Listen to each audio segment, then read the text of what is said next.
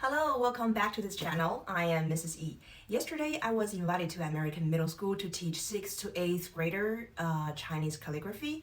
And at first, I taught them some simple strokes and basic radical parts of Chinese characters.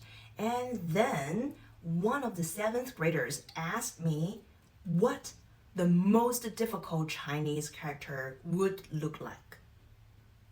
There are a lot, but the one I only could remember by then was this one.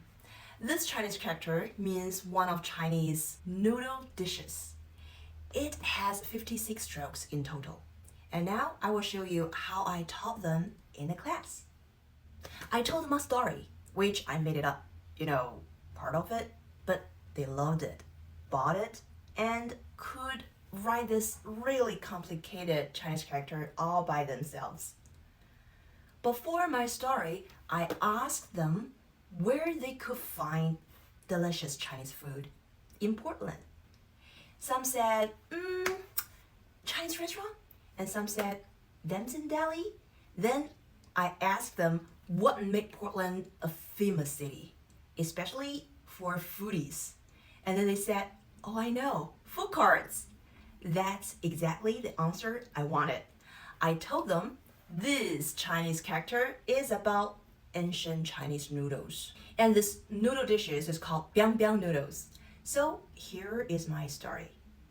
Here's a little dot, represent the tip of the roof for the noodles cart.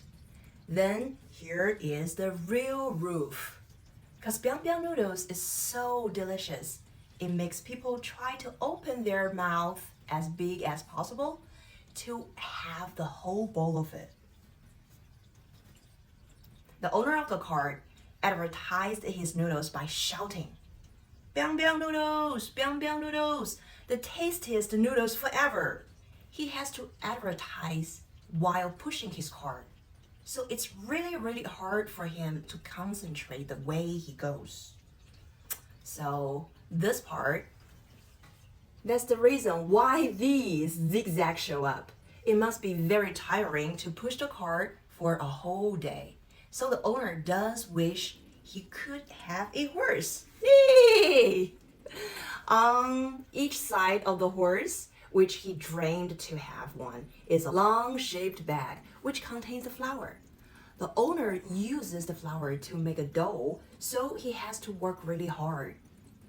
The character here means moon by itself, but Chinese people use it a lot as a radical part to build up some other characters, represents body part, like arms, legs, neck, face.